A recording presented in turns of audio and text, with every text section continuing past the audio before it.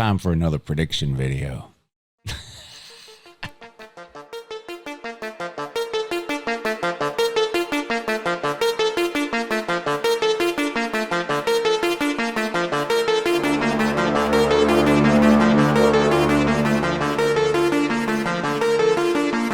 I know stuff. Yeah, good morning. That's Uncle Lou here. That's right. It is me, Uncle Lou, live on LouTube for you. Thanks for watching. I really appreciate it also. And two, make sure you subscribe to the channel if you're not already. We're about 3 or 4 weeks away from the start of the season. We've got week 0 coming up on August 23rd, Iowa State and Kansas State in Ireland. And then, of course, week 1 the following week, which gives us 5 straight days of games, Thursday, Friday, Saturday, Sunday, Monday to kick off the 2025 college football season. We're going to have a great time again here this season on this channel. Live streams every Saturday, call-in shows every Tuesday and Thursday. We have a really good time. If you're not subscribed, make sure you do that now. We're going to do the Florida prediction video today. This video will go the same way the rest of them go. We'll wrap up 2024, who'd they lose, who's coming back, injuries, coaching changes, what's the schedule look like, and then we're going to go through the schedule, and I'm going to give you a winner and a loser for every single week and let you know what Florida's record is going to be for 2025. Now, last year they went 7-5.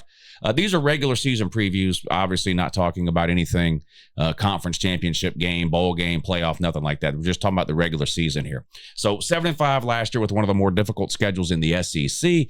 Season started off really bad. They got blown out by Miami. They got blown out by Texas A&M. They lost on the road to Tennessee. Now, that game they nearly won. That game went into overtime. I don't know how many people remember that game in Knoxville last year. Florida damn near pulled the upset in that one. They did lose 23-17 in overtime, though.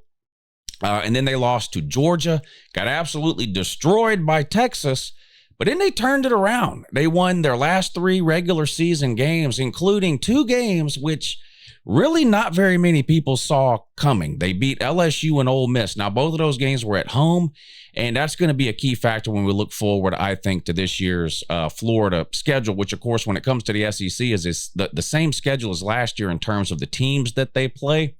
The home and away is swapped, though, and that could play a role in which games they win or lose. Obviously, road games being much more tough than home games. They finished up with a win on the road at Florida State, and then they won their bowl game for their 4th win in a row to close out the season against Tulane, 33-8. So 7-5, 8-5 after a bowl win for Billy Napier. He finally has a winning record, his first winning record since getting the head coaching job. It was his 3rd year there. So 2 losing records. Then last year, the 7-5, 8-5 after the bowl win. All right, let's look forward to 2025. What is Florida going to look like this year? Well, it starts, of course, with the quarterback, DJ Lagway, and there's a lot to talk about with DJ Lagway. First of all, I think he's one of the most talented young quarterbacks in all of college football. We saw that at times last year when he eventually became the starter in week 6 or 7, I think it was. There's no denying his talent, his ability. His ceiling is through the roof. I think it's fair to question maybe some of the pieces around him. I think it's obviously fair to question his health or durability, which has been a major concern and problem since the minute he took the starting job at Florida. Started the last 6 games took over with 6 games to go in the regular season last year, ended up missing 1.5 games because of injury, was hurt and played through several other injuries the last half of last season when he was the starter. And then, of course, we all know the story of the offseason. He didn't throw at all from the end of the season till June, basically. He had a shoulder injury that was rehabbing. We found out in May, I think it was, that he had a hernia that he had to have a procedure on. So he missed a ton of practice time in terms of being able to throw the ball. Now, he was at practice. He went through walkthroughs, all that kind of thing. But in terms of actually throwing the ball, didn't do much at all, basically January through May or June. And then looked like he was good to go. Now, recently, within the last couple of days, we get reports out of Florida camp that he's hobbling around in a boot. Billy Napier gives a press conference where he says he's going to be limited in terms of what he can do at practice, at least in the beginning of fall camp, which is set to start here next week. So I think it's fair to question the durability or overall health of DJ Lagway heading into 2025. And he's got to be healthy, I think, for Florida to have any chance of exceeding their win total from last year. All of Florida's expectations, if you look at sort of, a lot of people like to do, what's their ceiling, what's their floor? Their ceiling involves DJ Lagway being healthy and starting 12 games.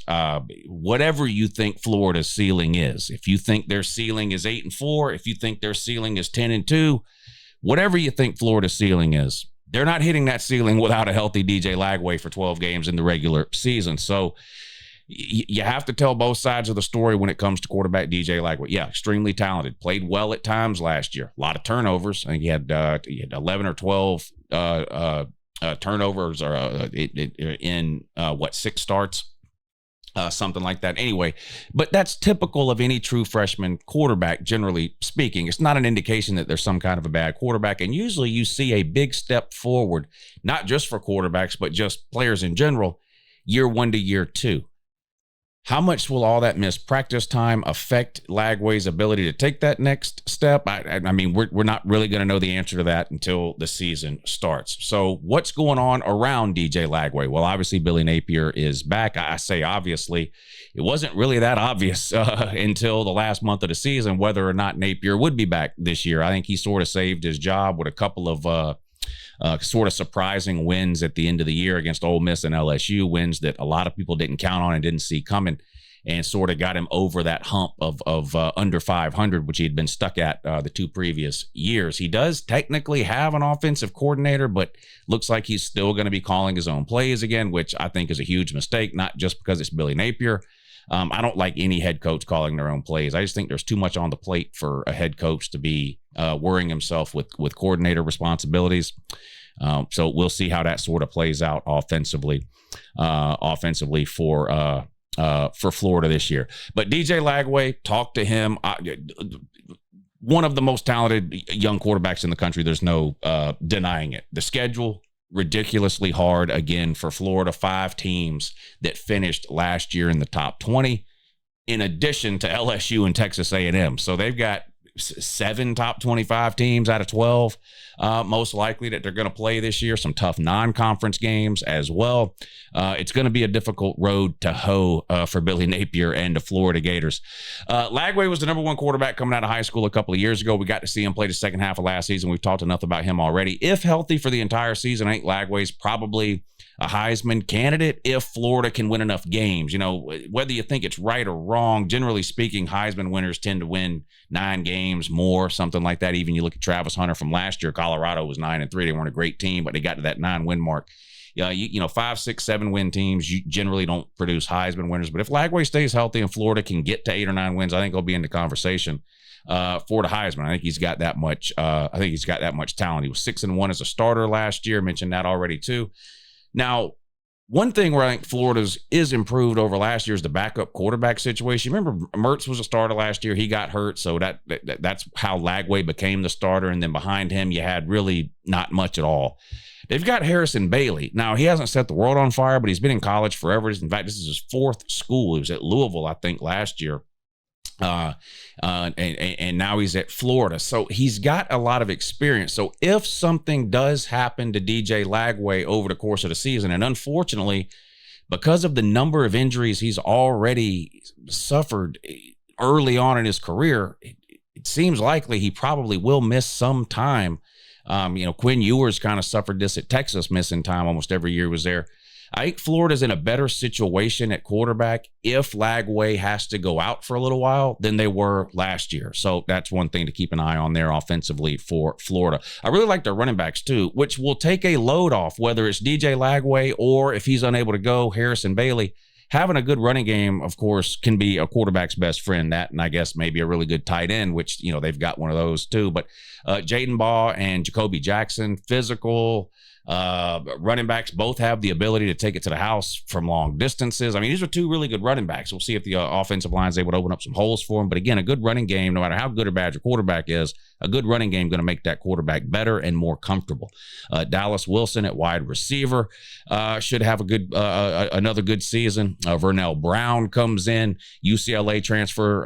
Sturdivant, 6'3", 216 pounds. Tight end Hayden Hansen, 6'8", 271. I mean, Dave, you look at Florida, it looks like what you would think an SEC roster would look like, and that hasn't always been the case, especially the last couple of years under Billy Napier. I think this is definitely the most talented offense Billy Napier has had in his time at Florida. Again, a lot of it relies on the health of DJ Lagway. Now, over on the defensive side of the ball, it's a lot of the same things you can say here. They've got some talented players. They've got some returning production, some sort of proven commodities over there on the defensive side of the ball. The talent level has improved over the last 3 years compared to when Billy Napier first took the job, right? LJ McCray, who was, I believe, the #1 defensive tackle coming out of high school last year, played a lot as a true freshman. He'll be a second-year guy this year. You would expect a step forward. You would expect a step forward there. And really, their defense outside of the first month of the season, I thought Florida's defense played okay last year. They kind of got overwhelmed early on in a couple of blowout losses, Miami being the most notable. But really, their offense struggled so bad the first month of the season, it put a lot of undue pressure on that defense. But as the season went along and their offense got a little bit better, all that the defense did come around, especially the last month of the season. I think Florida's defense played really, really good. Tyreek Sapp had a combined 8 tackles for loss and 3.5 sacks just in the last month of the season. Caleb Banks is back. He had 3.5 sacks in a couple of games there at the end of the season. I think the 2 big ones, LSU and Ole Miss, he had really good games against both of those teams there. Nose tackle Jamari Lyons is back. I mean, they've got returning sort of talent and production at all 3 levels of the defense. Now, they're going to have to play better as a whole against the sort of upper tier competition. Again, their schedule, Texas, Georgia, Ole Miss, who I think will probably take a step back this year, but generally has a pretty good offense. So this defense is going to get tested. Miami early in the year. This defense is going to get tested against some pretty good offenses.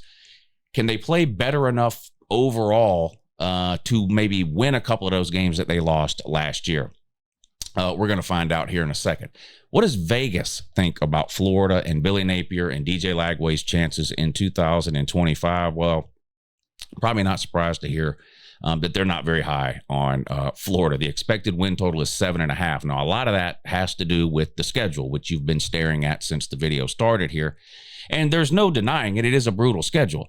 Now, having a hard schedule can't be an excuse, from now to the end of time. The reality is you got to beat good teams in college football, whether it's the regular season, conference championship game. If you make it to the playoffs, you're going to be playing nothing but top 10 teams when you get there. So you can sort of prop yourself up if you're a Florida fan on the fact that you've had a difficult schedule, but there's other teams that have difficult schedules and find ways to win more of those games than they lose. And that's sort of the next step Florida's willing to take. But their win total sits at 7.5. No, you can't win 7.5 games. This is a betting number. So if you think Florida's going 100-0, you think they're going to go win 8-9 games, something like that, you can bet over 7.5. If you think maybe they're not going to be that great, the schedule's just too tough, maybe you don't think Lagway's going to be able to make it through the season, you can take under 7.5. Maybe they go 7-5, 6-6, whatever the case. But their expected win total right now sits at 7.5. What about winning the SEC? They actually have better odds than you might think. They're not the favorite, that's for sure. Texas is at the top of the leaderboard in terms of the odds to win the SEC, followed by Georgia. Alabama is 3rd, LSU 4th, Texas A&M 5th, and then Florida, though, sits there at 6th. So Florida actually has better odds to win the SEC in 2025 than Ole Miss, Oklahoma, Tennessee, Auburn. Auburn, maybe that's not a surprise, but better odds than Ole Miss, Oklahoma, and Tennessee. That might be surprising to some people to find that out. All right, let's go through the schedule. I'll give you a winner and a loser for every single week. Now, I've been doing these prediction videos for about 2 months now. So a lot of these teams on Florida's schedule here, I've already done the prediction video for. So you probably know which way I'm going in some of these games. If you want more of my thoughts on some of these games that I've already done, you can click back and watch the prediction videos for those teams like LSU, Miami, Texas, Tennessee. I've done all those prediction videos already, so I'm not going to spend a lot of time on those games on this video. You can click back and watch those other videos to get more of what I think about those particular games. Now, they start off with LIU and South Florida, 2 non-conference games, both lower classification schools. Not going to knock Florida for that. I mean, they've got a big non-con game in the first month of the season on the road at Miami. And then, of course, if you look down at the bottom end of the schedule, they play Florida State, another non-con at the end of every single year. So Florida's playing 10 Power 4 opponents this season, including the 2 non-cons and 8 SEC conference games. They'll beat LIU and they'll beat South Florida. Both those games are at home. And I think Florida will get off to a good start. In fact, I think they win both of those games easily. South Florida has given teams like Alabama some fits over the last couple of years, but I don't think they're going to the Swamp and getting a win. I like Florida to start 2-0. But then it just gets ridiculously hard, really, from this point through near the end of the year. It's just a landmine after landmine after landmine. And the reality is there are some really good teams in college football. I mean, some top 10 type teams in college football who would lose some of these remaining games here on Florida's schedule. This is a tough schedule here. Back-to-back road games here against LSU and Miami. LSU's got one of the best returning quarterbacks in all of college football in Garrett Nussmeier. They're absolutely loaded with NFL talent on both sides of the ball. They had a freshman running back last year that went for almost 1,000 yards. He's back. They knocked it out of the park in the portal this year. Extremely talented. Brian Kelly might be the weakest link on that team. I don't know, but you have to play him there. Now, Florida got a huge win against LSU last year, late in the year at home. Might have saved Billy Napier's job. Of course, they then turned around and beat Ole Miss at home too. So they had a couple of big wins. And I think Florida gets a couple of big wins again in 2025 against teams that are probably going to be favored against Florida, teams where Florida will be an underdog. I don't think this LSU game is one of them. I think LSU will already have a loss. I think LSU is going to go on the road and lose to Clemson week 1, a massive game in week 1 of the college football season. I think LSU loses that one on the road at Clemson. And I just don't see LSU starting 1-2. So, and it's a difficult place to play on the road in the Swamp. Lagway hasn't played in a lot of difficult road situations. So I think Florida catches their first loss there on the road at LSU. You got to turn around the following week and play what was one of the best offenses in all of college football last year, the Miami Hurricanes, who absolutely destroyed Florida last year, putting up 40 points on them, I believe it was, in the Swamp, Florida's home stadium. Now, they lose Cam Ward, and even though they bring Carson Beck in, Carson Beck is no Cam Ward. Now, Carson Beck's a good quarterback. He threw for over 3,000 yards in both his years as the starting quarterback at Georgia. A bunch of wins led him to the SEC title game both years. Last year, Georgia won the SEC title game. Carson Beck got injured in that game. Gunnar Stockton had to come in, but led Georgia to the SEC title game in both years as a starter up there. 2 of the best seasons any Georgia quarterback has ever had. Now he's rehabbing an elbow injury, and even if he gets back to 100%, I don't expect him to put up the sort of video game numbers over the course of the season that Cam Ward did. I just don't think he's that good. Cam Ward good. I do think he's a good quarterback. Miami also loses Restrepo at the wide receiver position, who was sort of their go-to guy last year. But they've got a massive and one of the better offensive lines, not just in the ACC, but in the country. Their defense is expected to be better, and it's going to have to be, because I think Florida's going to put up some numbers in this game. Now, it is on the road, but I think Florida and DJ Lagway are going to put up some numbers in this game. It's kind of a back against the wall sort of situation here for Florida. You don't want to lose 2 games in the month of September. I think this is going to be a good game, and I think this one could go either way. Similar to the LSU game, though, 2 things. Number one, it's on the road. And while Miami doesn't have nearly the sort of massive home field advantage that we see at LSU, it's a disadvantage for Florida in that they're not playing at home. Florida's also got a massive home field advantage. So having to play at Miami does hurt Florida, not because Miami is some difficult place to play. It's generally not. But not being able to have your own home field advantage, of course, works against Miami. And the other thing is, I also think Miami will have lost a game early in the season, week 1, to Notre Dame. So I look at these 3 teams, LSU, Miami, and Florida, and I ask myself who I think is better out of those 3 teams. And I think Florida is the worst of those 3 teams.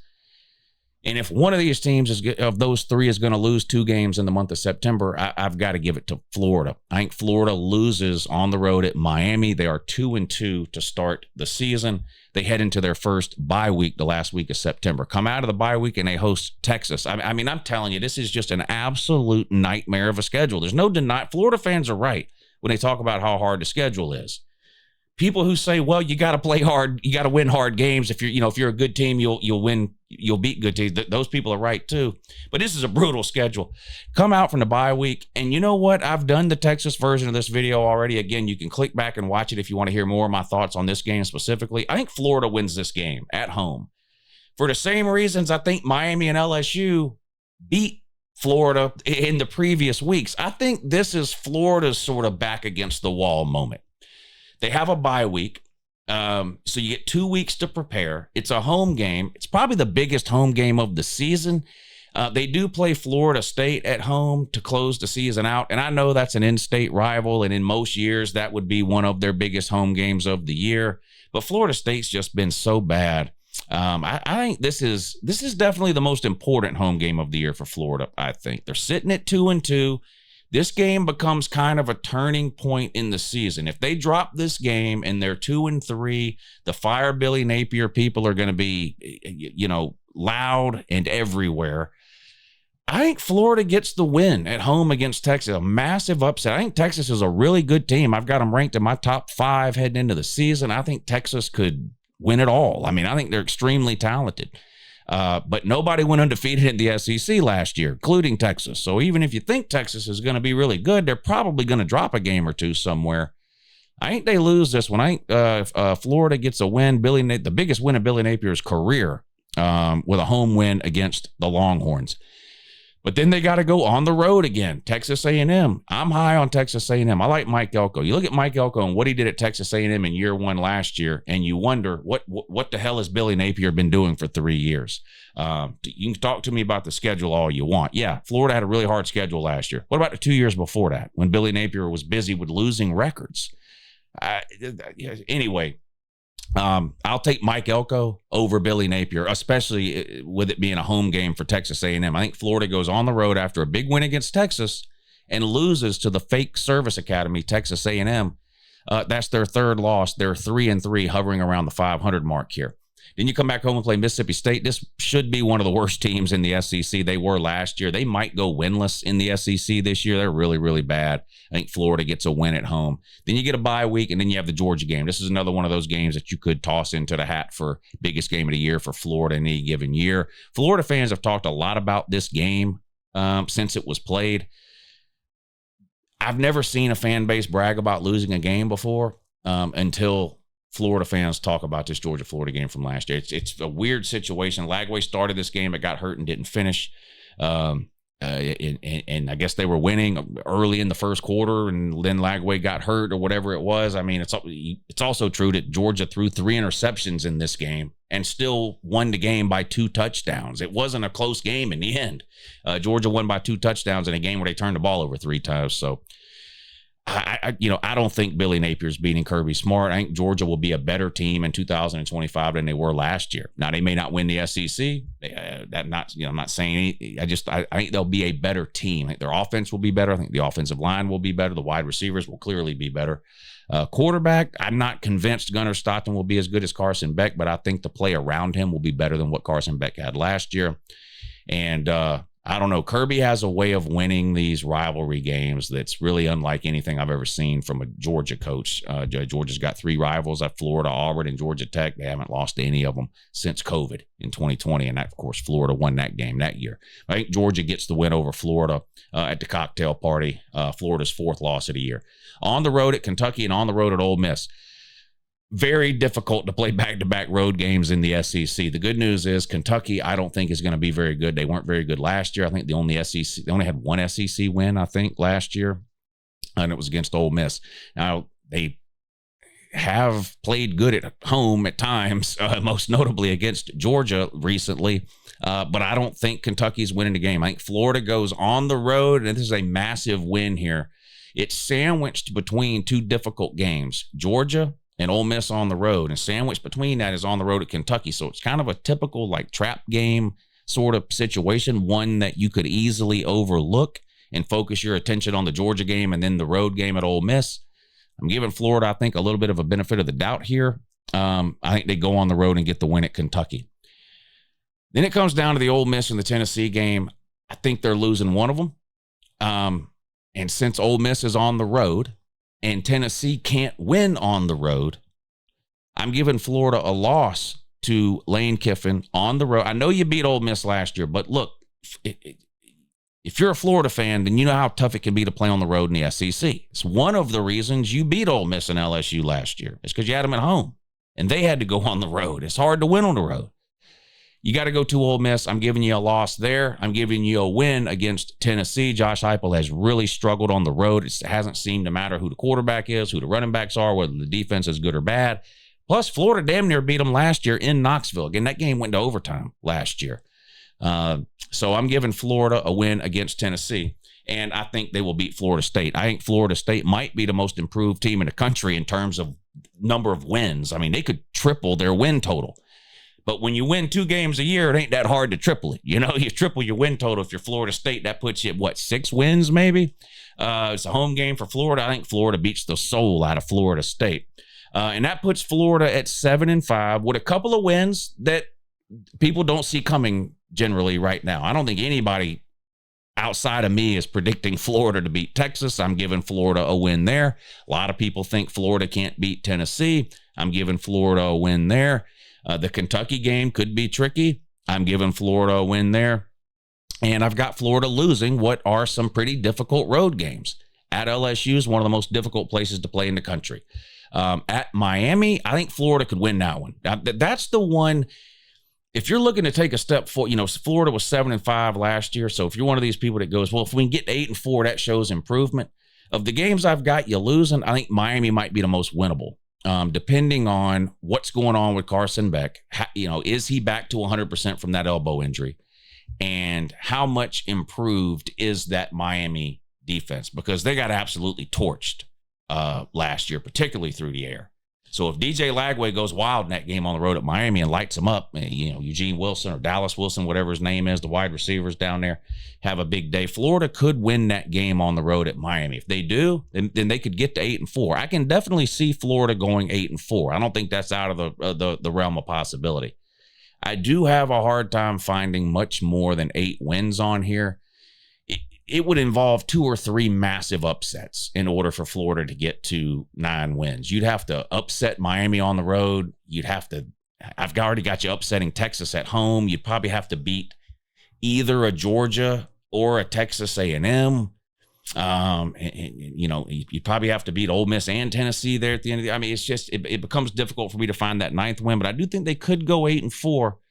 But when I break it down, I keep landing at 7-5 over and over again. So that's going to be my prediction for Florida in 2025. 7-5, same record as last year. Big wins at home against Texas and Tennessee. Some tough road losses to Miami, LSU, Texas A&M, and Ole Miss, and a cocktail party loss in a neutral site game to Georgia. Gets Florida to 7-5. All right, I appreciate you watching. Let me know down below where you disagree, and have a good morning.